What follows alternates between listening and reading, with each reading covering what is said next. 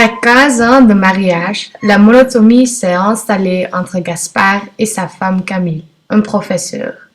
Ils sont les parents de 2 enfants, Natacha et Paul. Les deux ne s'adonnent plus plaisir ou de l'amour.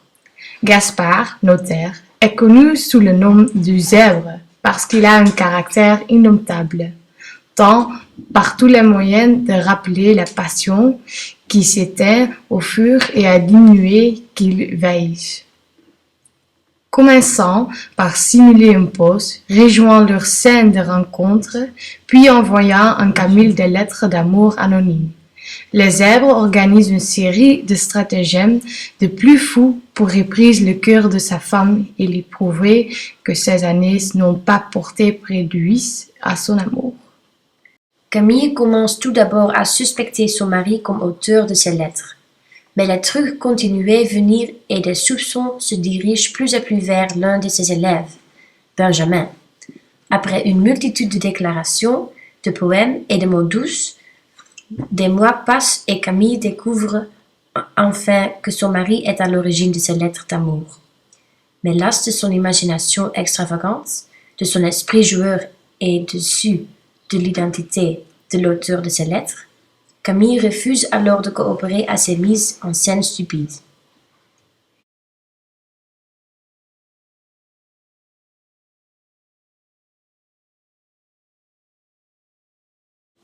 Nous allons mimer la déchéance de notre mariage pour nous en dégoûter. Allez, arrête! Chut! Les vieux couples ne se parlent plus. Ils n'ont plus rien à se dire. Tu veux bien éteindre la télé, s'il te plaît? Ah non, maintenant ça suffit. En plus, tu es répugnant. Maman, apporte-moi la bassine pour mes bains de pieds. Tu veux aussi ma main sur la figure? Oui, excellent. Parce que chez les vieux couples, la haine est accumulée sur des dizaines d'années. Casper, arrête! J'ai l'impression de vivre un cauchemar. Maman, regarde ça. Ça me rappelle de bons vieux temps. Espèce de macho testiculeux? Maman, le prends pas comme ça. T'as encore de beaux jeux. Les dents, bon d'accord, elles sont hors d'usage, mais tes cheveux, ils sont d'origine. T'as pas à te plaindre. Au fond, tu ne m'aimes pas, tu aimes des stratagèmes. Tu te moques de noir amour. Tu t'insères comme le moyen pour colorer le quotidien. Avouons-le, nom de Dieu. Tu parles de passion, mais tu ne me regardes pas avec le jeu d'un amant.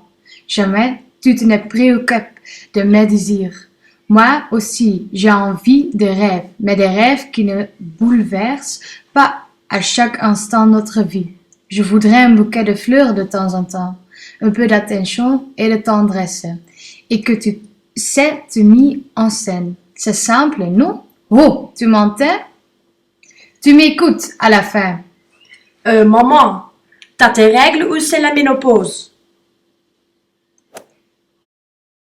Le zèbre ne renonce pas de sitôt et essaie encore plusieurs tentatives risquées, comme une supposée relation avec une de ses collègues dans le but de rendre Camille jalouse, et elle décide de le quitter. Le zèbre croit tout d'abord que sa femme joue le jeu, mais il comprend vite que Camille a rompu. Quand Gaspard découvre qu'elle est chez sa mère, il accourt chez elle et demande à elle de retourner, mais elle refuse. Il simule alors un suicide qui énerve au plus haut pour Camille, qui, désemparée face aux folies de son mari, le met en face de plus à la porte. 2 années plus tard, les enfants de Camille, après un visite chez leur père, informent leur mère de la maladie de Gaspard. Celle-ci, inquiète, décide de retourner vivre chez les zèbres. Elle y découvre alors un homme affaibli, épuisé et desséché, qui n'avait rien à voir avec son mari d'autrefois.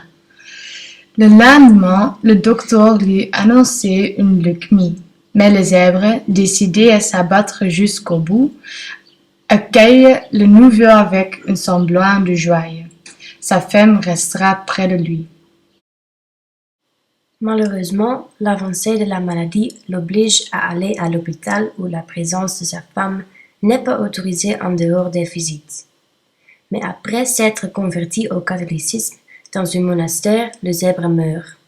Malgré tout, avant de mourir, il prépare encore quelques trucs avec l'aide de son complice et vieil ami Alphonse.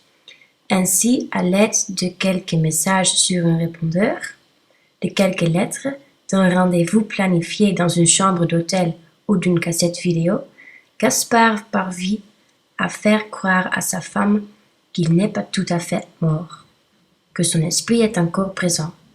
Mais Camille découvre bientôt le pot rose lors qu'Alphonse avoue la mission qui lui a été confiée.